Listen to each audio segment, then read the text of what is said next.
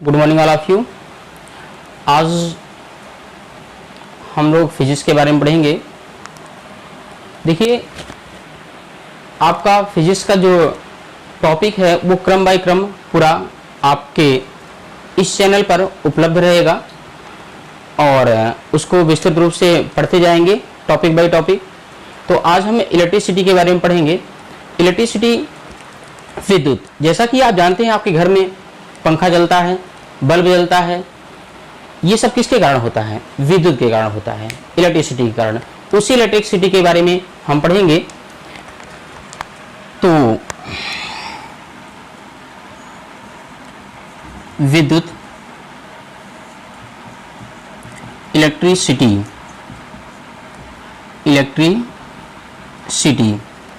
विद्युत। देखिए, जो विद्युत ये टॉपिक है इलेक्ट्रिसिटी, इसको दो पार्ट में डिवाइड करके पढ़ते हैं। एक पार्ट इसका होता है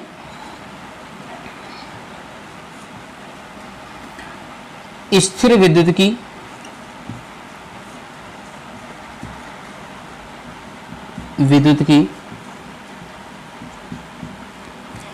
इसको बोलते हैं इलेक्ट्रोस्टैटिक्स।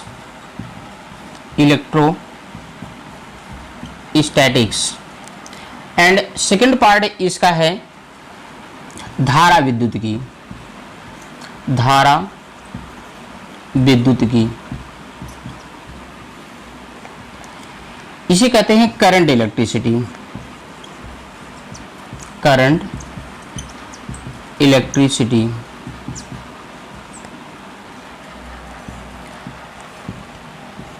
ये दो पार्ट में डिवाइड करके हम इसका अध्ययन करते हैं।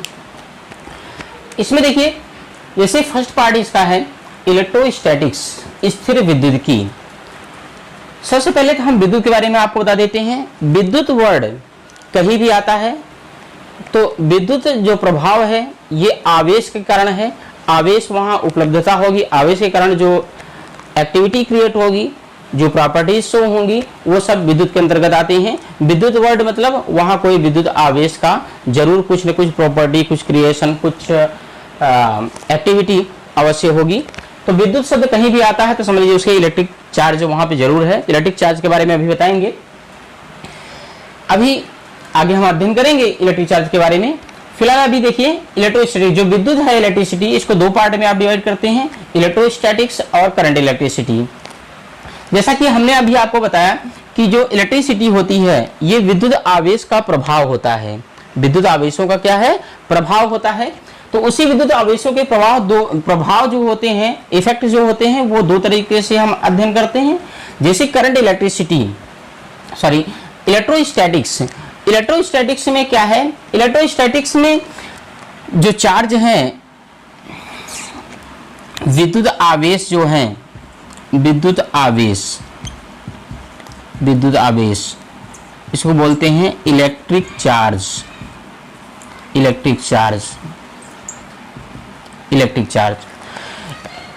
इलेक्ट्रोस्टैटिक्स में जो विद्युत आवेश हैं, विद्युत आवेश जब स्थिर रहेंगे, स्टेशनरी स्टेज में रहेंगे, रुके हुए रहेंगे, मूविंग कंडीशन में नहीं रहेंगे, तब वो जो अपना इफेक्ट दिखाते हैं, जो उनकी प्रॉपर्टी होती है, जो उनका इफेक्ट होता है, उसको हम किसके अंतर्गत पढ़ते हैं? इलेक्ट्रोस्टैटिक्स में। अगर चार्ज मूव नहीं कर रहा है, वो रुका हुआ है एक स्थान पे, स्टेशनरी कंडीशन में है, तो उसका अध्ययन हम किसमें करते हैं? इलेक्ट्रोस्टैटिक्स में। ये क्लियर? इसके बाद अगर जो इलेक्ट्रिक चार्ज है ये मूविंग कंडीशन में है, चल रहा है, गति कर रहा है, एक स्थान से दूसरे स्थान पर ट्रांसफर हो रहा है, यानी मूविंग कंडीशन में है, तब उसका जो प्रभाव होगा, उस प्रभाव को हम पढ़ते हैं करंट इलेक्ट्रिसिटी में। ओके, एक बार और क्लियर कर लीजिए। अगर आवेश जो इलेक्ट्रिक चार्ज है वो रुका हुआ है, मूविंग कंडीशन में नहीं है, तब उसका अध्ययन किसमें करते हैं? उसके प्रभाव का अध्ययन किसमें करते हैं? इलेक्ट्रोस्टैटिक्स में। और अगर चार्ज मूविंग कंडीशन में है, गति कर रहा है, तब उसका अध्ययन हम किसमें करते हैं? करंट इलेक्ट्रिसिटी में। ओके, तो ये दो पार्ट में आप डिवाइड करते हैं इसको।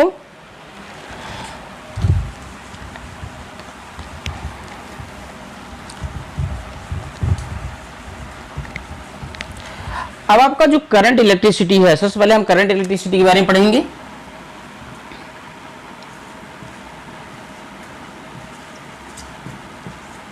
सॉरी इलेक्ट्रोस्टैटिक्स के बारे में। सबसे पहले हम इलेक्ट्रोस्टैटिक्स के बारे में अध्ययन करेंगे।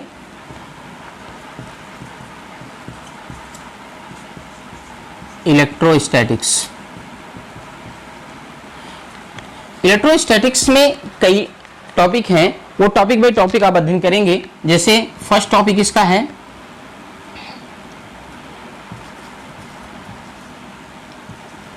Coulomb's law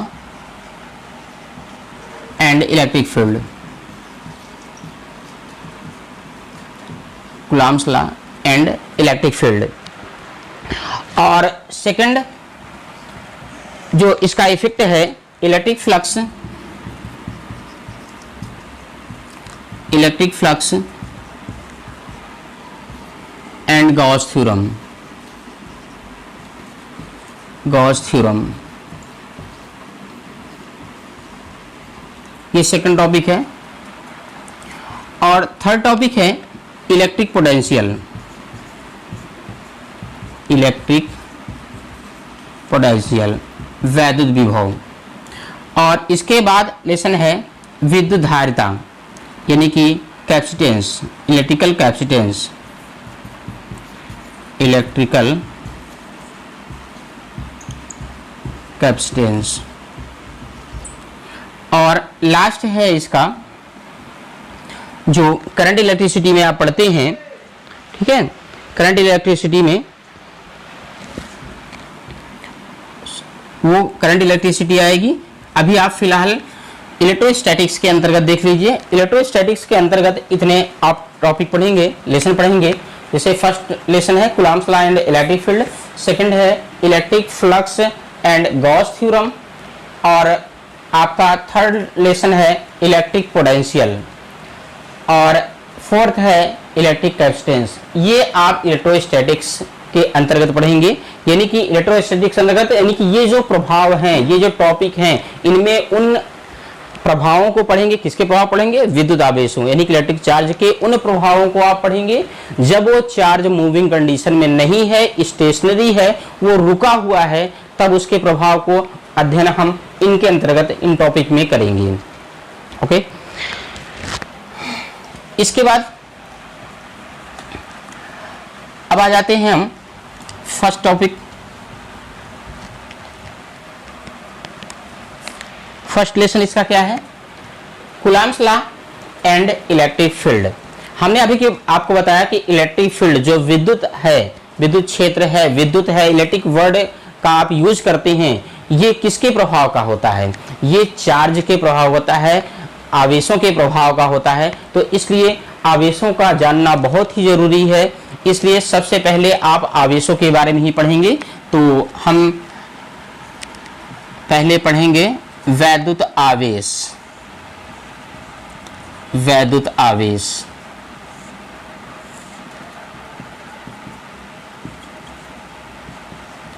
electric charge, electric charge. देखिए इलेक्ट्रिक चार्ज जो आपका है, ये इलेक्ट्रिक चार्ज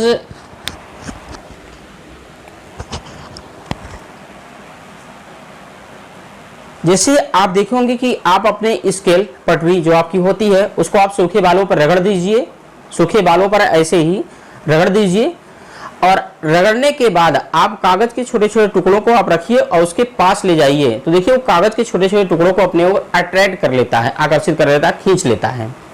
ठीक है, तो ये प्रॉपर्टी किसके कारण होती है? तब ये कहा जाता है कि वो पदार्थ जो है, जो आपने स्केल को रगड़ा था, उसने आवेश ग्रहण कर लिया।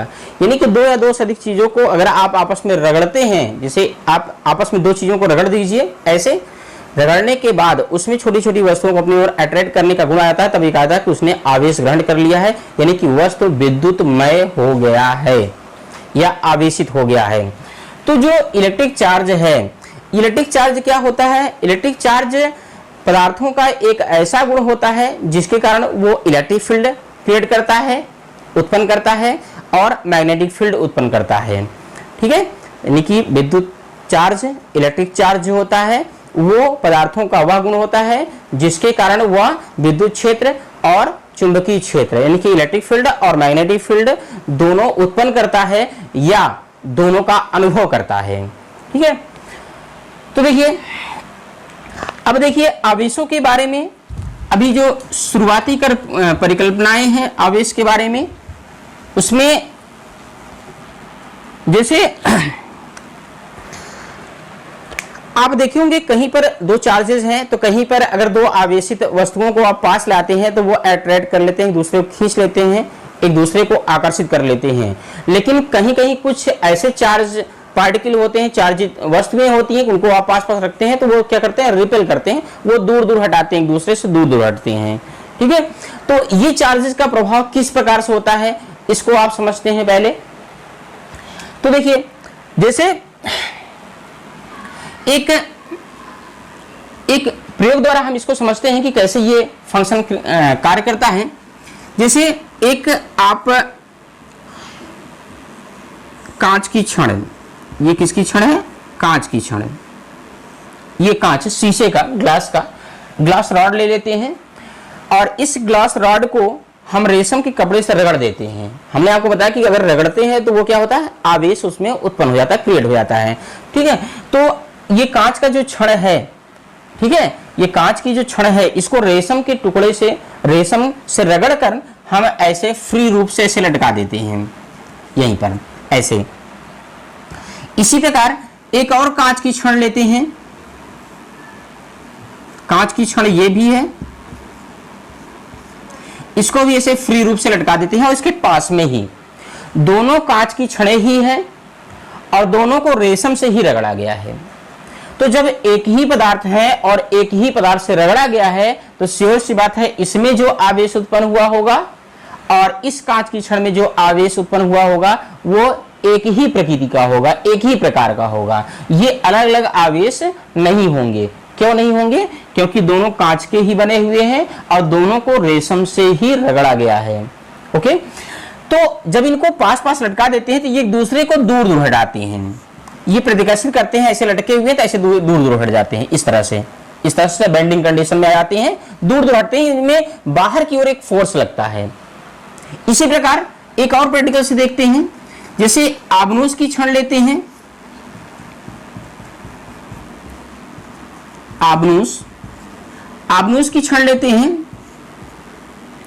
आबनूस की छड़ लेते हैं और इसको बिल्ली की खाल से रगड़ कर लटकाते हैं। आबनूस की छड़, एक और आबनूस की छड़ लेते हैं,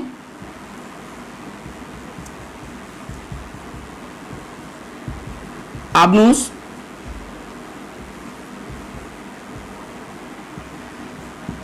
अब इन दोनों आबनूस की छड़ों को बिल्ली की खाल से रगड़ते हैं कि ये आबनूस की छड़ है, इसको भी बिल्ली की खाल से रगड़ दीजिए, ये आबनूस की छड़ थी, इसको भी बिल्ली की खाल से रगड़ दीजिए। अब इसमें जो आवेश उत्पन्न हुआ है और इसमें जो आवेश उत्पन्न हुआ होगा वो दोनों आवेश क्या होंगे, एक ही प्रकृति के होंगे। क्यों एक ही प्रकृति के होंगे? क्योंकि पदार्थ एक ही है और दोनों को बिल्ली की खाल से ही रगड़ा जा रहा है। ओके, तो ये समान आवेश होंगे, समान प्रकृति के आवेश होंगे। इनको अगर आप पास पास लटका देंगे तो ये भी एक दूसरे को रिपेल करते हैं, ये भी एक दूसरे को दूर दूर हटाते हैं, इनमें भी बाहर की तरफ फोर्स लगता है। ये इस पे बाहर की ओर लगाएगा, ये इस पे फोर्स बाहर की ओर लगाएगा, जैसा कि इसमें लगा था। ठीक है, सेम वही प्रोसेस में इसमें भी फोर्स लगते हैं। तो देखिए इन दोनों प्रयोगों से क्या स्पष्ट होता है। यहां पर देखिए जो कांच की छड़ थी, यहां जो कांच की छड़ थी, दोनों पर एक ही प्रकृति का आवेश था, तो ये एक दूसरे को क्या करते थे, प्रतिकर्षित करते थे, यानी दूर दूर हटाते थे। यहां पर भी एक ही प्रकार का आवेश है, इस पर भी आवेश और इस पर भी आवेश, तो ये भी क्या करते थे, एक दूसरे को दूर दूर हटाते हैं। ओके, अब देखिए, अब जैसे ये कांच की छड़ है, आपने रेशम से रगड़ा हुआ है और ये आबनूस की छड़ है, आपने बिल्ली की खाल से रगड़ा हुआ है। आप इसमें से इस कांच की छड़ को ले लीजिए, ये आबनूस की छड़ को ले लीजिए और इनको आप पास पास लटकाइए। जैसे ये कांच की छड़ है, हम इसको आपको यहां पर दिखाते हैं। ठीक है, ये कांच की छड़ है, ये कांच की छड़ है और ये आबनूस की छड़ है। ओके, अब देखिए जो ये कांच की छड़ है इसको हमने रेशम से रगड़ा हुआ है, ये आबनूस की छड़ है, इसको हम बिल्ली की खाल से रगड़े हुए हैं। अब इसको अगर पास पास आप लटकाते हैं, पास पास ले आते हैं, तो ये एक दूसरे को आकर्षित करते हैं, यानी कि ये इसकी ओर खींचता है, ये इसकी ओर खींचता है, यानी कि एक दूसरे के पास पास आते हैं। ऐसे पास में लटका दिए, एक दूसरे के पास पास आते हैं, एक दूसरे की ओर ये आकर्षित करते हैं। तो देखिए इस पूरे प्रयोग से, इस पूरे प्रैक्टिकल से, इस पूरे एक्सपेरिमेंट से क्या निष्कर्ष निकलता है? देखिए यहां पर जो कांच है, यहाँ कांच है, इसको रेशम से लग रहा है, समान प्रकार का आवेश था, तो एक दूसरे को प्रतिकर्षित करता था। ये आबनूस की छड़ है, ये आबनूस की छड़ है, आपने बिल्ली की खाल से रगड़ा तो ये भी एक दूसरे को प्रतिकर्षित करता था। तो इन दोनों प्रयोगों से तो ये निष्कर्ष निकलता है कि समान प्रकार के आवेश अगर होते हैं तो वो एक दूसरे को प्रतिकर्षित करते हैं। यहाँ भी समान आवेश था, प्रतिकर्षित कर रहा था, यहाँ भी समान आवेश था, वो क्या कर रहा था? प्रतिकर्षित कर रहा था। तो इन दोनों प्रयोगों से ये स्पष्ट हो जाता है कि समान प्रकृति के जो आवेश होते हैं वो हमेशा एक दूसरे को प्रतिकर्षित करते हैं, रिपेल करते हैं। ओके, अब देखिए यहां पर आपने कांच की छड़ लिया है रेशम से रगड़कर, और आबनूस की छड़ आपने लिया है बिल्ली की खाल से रगड़कर। तो जब इनको पास पास आप लटकाते हैं, ये भी आवेशित है, ये भी आवेशित है, अब इनको जब पास पास लटकाते हैं तो ये एक दूसरे को आकर्षित करते हैं।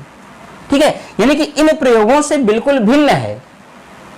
तो हम इससे ये निष्कर्ष निकाल सकते हैं कि अगर यहां पर ये दूसरे को आकर्षित कर रहा है, तो जैसा कि यहां समान आवेश था प्रतिकर्षित करता था, समान आवेश था प्रतिकर्षित करता था, तो अब इससे हम सोच सकते हैं, निष्कर्ष निकाल सकते हैं कि अगर ये आकर्षित कर रहे होंगे तो जो इसमें आवेश होगा कांच की छड़ में और जो आबनूस की छड़ में आवेश होगा वो दोनों समान प्रकृति के नहीं होंगे। क्यों? क्योंकि समान प्रकृति के हमने प्रयोगों में देख लिया, समान प्रकृति के आवेश एक दूसरे को प्रतिकर्षित करते हैं और ये आकर्षित कर रहे हैं, प्रतिकर्षित नहीं कर रहे हैं। इसका मतलब क्या हुआ? इसमें जो चार्ज है, जो आवेश है, और इसमें जो आवेश है, वो दोनों क्या है? अलग अलग प्रकृति के हैं।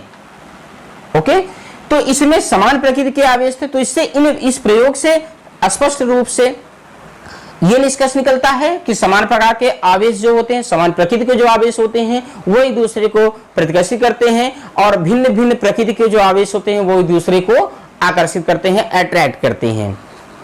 तो ये तो परिकल्पना हो गई एक तरह से प्रयोग द्वारा कि कैसे आवेश एक दूसरे को प्रतिकर्षित करते हैं और कैसे आवेश एक दूसरे को आकर्षित करते हैं। ये क्लियर? फिर से एक बार बता दे रहा हूं कि जो समान प्रकृति के आवेश होते हैं उन्हें हम सजातीय आवेश कहते हैं। क्या कहते हैं? सजातीय आवेश। तो दो सजातीय आवेश अगर रहेंगे तो वो एक दूसरे को प्रतिकर्षित करेंगे, और जब भिन्न भिन्न प्रकृति के आवेश रहेंगे तो उन्हें हम विजातीय आवेश कहते हैं। तो दो अगर विजातीय आवेश है तो वो एक दूसरे को क्या करते हैं? आकर्षित करते हैं। ओके, अब ये तो आकर्षण और प्रतिकर्षण के बारे में आपने पढ़ लिया कि कैसे आवेश आकर्षित और प्रतिकर्षित करते हैं। अब आप ये आवेश क्रिएट कैसे होता है, ये आवेश उत्पन्न कैसे होता है, इसके बारे में पढ़ेंगे। तो देखिए, जैसे कि आप जानते हैं कोई भी पदार्थ है, सभी पदार्थ जितने भी पदार्थ हैं वो सभी पदार्थ परमाणुओं से मिलकर बने होते हैं। किससे मिलकर बने होते हैं? परमाणु, परमाणु, एटम, परमाणुओं से मिलकर बने होते हैं, एटम से मिलकर बने होते हैं। और परमाणुओं का स्ट्रक्चर कैसे होता है? सभी प्रकार के, चाहे जिस पदार्थ का परमाणु रहेगा, सभी का जो स्ट्रक्चर होगा, जो संरचना होगी वो सेम होती है, एक जैसी होती है, उनकी बनावटी एक जैसी होती है। तो देखिए, परमाणु में जो केंद्रीय भाग होता है, केंद्रीय भाग, इसमें उदासीन न्यूट्रॉन होते हैं और धन आवेशित प्रोटॉन होते हैं। धन आवेशित क्या होते हैं? प्रोटॉन। हम यहां पे आपको दिखा दे रहे हैं, प्रोटॉन होते हैं, और ये प्रोटॉन पॉजिटिव होते हैं, पॉजिटिव चार्ज वाले होते हैं, पॉजिटिव, ये पॉजिटिव चार्ज वाले होते हैं। और जो न्यूट्रॉन होते हैं, न्यूट्रॉन, वो इलेक्ट्रिकली न्यूट्रल होते हैं, यानी कि उस पर कोई चार्ज नहीं होता, वो न्यूट्रल होते हैं, इस पे कोई चार्ज नहीं होता। ठीक है, अब इसको हम कहते हैं नाभिक। परमाणु का जो केंद्रीय भाग होता है जिसमें उदासीन न्यूट्रॉन होते हैं और धन आवेशित क्या होते हैं? प्रोटॉन होते हैं, उसे हम क्या कहते हैं? नाभिक, न्यूक्लियस, इसे हम नाभिक कहते हैं, उसका न्यूक्लियस। और इसी नाभिक के चारों ओर विभिन्न कक्षाएं होती हैं, विभिन्न ऊर्जाओं वाली कक्षाएं होती हैं और इसमें ऋण आवेशित इलेक्ट्रॉन होते हैं। क्या होते हैं? ऋण आवेशित इलेक्ट्रॉन इसी नाभिक के चारों ओर चक्कर लगाते रहते हैं। किसी एक परमाणु में अगर एक परमाणु है तो जो ये प्रोटॉनों की संख्या है यानी कि धनावेशों की संख्या है और जो इलेक्ट्रॉनों की संख्या है, ऋण आवेशों की संख्या है, ये बराबर होती हैं। ठीक है, तो प्रोटॉन पे जितना पॉजिटिव चार्ज होता है इलेक्ट्रॉन पर उतना ही क्या होता है? माइनस चार्ज होता है। ठीक है, नेगेटिव चार्ज होता है, दोनों सेम होते हैं। और प्रोटॉन पे जो चार्ज होता है, इलेक्ट्रॉन पे जो चार्ज होता है वो कितना होता है? 1.6 इंटू 10⁻⁻19 कूलम, इतना चार्ज होता है। प्रोटॉन पे पॉजिटिव होता है और इलेक्ट्रॉन पर नेगेटिव, लेकिन सेम चार्जेस होते हैं। तो इनका जो मैग्नीट्यूड है, परिमाण, वो बराबर होता है, लेकिन साइन इनका अलग अलग होता है। वो पॉजिटिव होते हैं, वो नेगेटिव होते हैं। और किसी एक एटम में जितने प्रोटॉन होते हैं उतने ही इलेक्ट्रॉन होते हैं। प्रोटॉनों और इलेक्ट्रॉनों की संख्याएं बराबर होती हैं। तो श्योर सी बात है कि जब इनकी संख्याएं बराबर होती हैं और इन पे चार्ज ये बराबर रहता है तो किसी परमाणु में टोटल जो धनावेशों की संख्या है, जो पॉजिटिव चार्जों की संख्या है, वो कुल ऋणावेशों की संख्याओं के यानी चार्जों की संख्याओं के क्या होगा? बराबर होगा। तो जितना पॉजिटिव, किसी एटम में जितना पॉजिटिव चार्ज होता है उतना ही क्या होता है? नेगेटिव चार्ज भी रहता है। आप जानते हैं जितना पॉजिटिव रहेगा उतना ही अगर नेगेटिव होता है तो टोटल कितना होता है? 0। यानी कि कोई एटम है उसमें जितना पॉजिटिव चार्ज उतना ही क्या होता है? नेगेटिव चार्ज होता है। तो वो टोटल परमाणु क्या हो जाएगा? उदासीन हो जाएगा, उस पर कोई चार्ज नहीं रहेगा, क्योंकि प्लस और माइनस एक दूसरे को कैंसिल कर देंगे, तो कोई चार्जेस उस पर रहता नहीं है। अब बात ये आती है कि जो पॉजिटिव चार्ज, एक प्रकार के चार्ज को हम पॉजिटिव चार्ज कर देते हैं, एक प्रकार के चार्ज को हम नेगेटिव चार्ज कर देते हैं। तो ये पॉजिटिव और नेगेटिव चार्जेस क्रिएट कैसे होते हैं? ये क्रिएट कैसे होते हैं ये देख लीजिए। जैसे ये एटम है,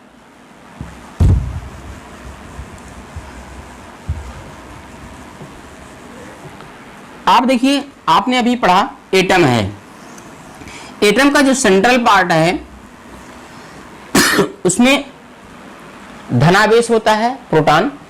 धनावेशों की जो संख्या है, मान लेते हैं ये कोई एटम है, इसमें धनावेशों की संख्या 10 है, 10, टोटल 10 है। और जो ऋणावेशों की संख्या है, आप जानते हैं धनावेशों की संख्या और ऋणावेशों की संख्या किसी एटम में बराबर होती हैं। तो इसमें क्या होगा? 10 माइनस भी होगा, 10 प्लस भी होगा, 10 माइनस भी होगा। ये एग्जाम्पल ले रहे हैं, 10, 15, 20 कुछ भी हो सकता है, लेकिन जितना पॉजिटिव रहेगा उतना ही नेगेटिव रहेगा। ओके, तो ये टोटल क्या होता है? उदासीन होता है एटम। अब देखिए, अब जो ये बाहरी कक्षा के इलेक्ट्रॉन है, अगर इसमें से बाहर निकल जाए, मान लेते हैं हम एक इलेक्ट्रॉन बाहर निकल गया, इस एटम से एक इलेक्ट्रॉन बाहर निकल गया। अगर एक इलेक्ट्रॉन बाहर निकल गया इस, तो इलेक्ट्रॉन पे माइनस चार्ज होता है। यहाँ कितने माइनस हैं? 10 माइनस हैं। जब एक इलेक्ट्रॉन आपने बाहर निकाल दिया तो अब 10 में से कितने बचेंगे? अब ये बचेगा 9 बचेगा। एक इलेक्ट्रॉन आपने बाहर निकाल दिया तो एक माइनस चार्ज बाहर चला गया, निकल गया। अब ये बचा 9। अब आप देखिए, अब ये एटम पे देखिए, इस एटम पे +10 चार्ज है सॉरी, और -9 चार्ज है। अब +10 और -9 को देखेंगे तो क्या बचेगा? +1। अब इस टोटल एटम पे एक चार्ज क्रिएट हो गया, कितना? +1। तो देखिए, इससे क्या निष्कर्ष निकलता है कि अगर इलेक्ट्रॉन निकलते हैं, वैसे तो सामान्य अवस्था में जो एटम होता है वो क्या होता है? न्यूट्रल होता है, उदासीन होता है, उस पर कोई चार्ज नहीं रहता है, क्योंकि पॉजिटिव और नेगेटिव चार्जेस बराबर होते हैं, एक दूसरे को कैंसिल कर देते हैं, निरस्त कर देते हैं। लेकिन जब इसमें से इलेक्ट्रॉन बाहर निकलता है तो देखिए वो पॉजिटिव चार्ज हो जाता है। क्यों पॉजिटिव चार्ज है? जब इलेक्ट्रॉन निकल गया तो नेगेटिव चार्जेस की कमी आ जाती है, नेगेटिव चार्जेस की कमी के कारण पॉजिटिव चार्ज क्या होता है? बढ़ जाता है। तो वही पॉजिटिव चार्ज क्रिएट हो गया। एक इलेक्ट्रॉन निकलेगा तो एक पॉजिटिव, 2 इलेक्ट्रॉन निकलेगा 2 पॉजिटिव, 3 इलेक्ट्रॉन निकलेगा 3 पॉजिटिव। जितने इलेक्ट्रॉन निकलेंगे उतने पॉजिटिव चार्जेस उस एटम पे आ जाएंगे। तो इसका मतलब ये होता है किसी पदार्थ में से अगर इलेक्ट्रॉन निकलते हैं बाहर तो क्या होता है? वो धनावेशित हो जाता है, पॉजिटिव चार्ज हो जाता है। ओके, अब आता है कि नेगेटिव चार्ज कैसे होता है। तो देखिए, जैसे एट इनिशियल हमने माना था कि इस पे +10 चार्ज है और -10 चार्ज है। तो अभी तक हमने इलेक्ट्रॉन को बाहर निकाला था, अब कहीं से इलेक्ट्रॉन को हम इसके अंदर ले आते हैं, एक इलेक्ट्रॉन को ले आते हैं। इसके अंदर जब आप ले आएंगे तो अब -10 चार्ज था, एक इलेक्ट्रॉन और जाएगा तो क्या हो जाएगा, -11 चार्ज हो जाएगा। अब देखिए इस पे +10 चार्ज और -11 चार्ज मिलकर क्या बनाएंगे, -1 charge.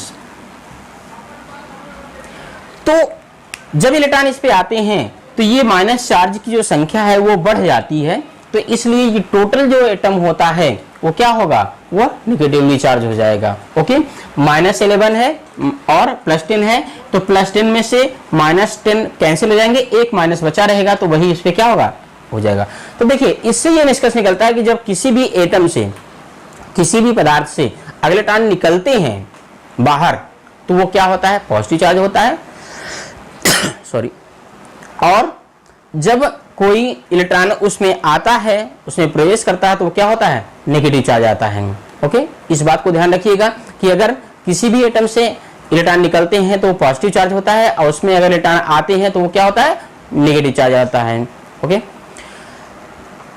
Okay, this is all about for today. बाकी जो क्लासेस हैं, जो टॉपिक है, वो नेक्स्ट क्लासेस में आपका हम अध्ययन करेंगे। Okay, thank you.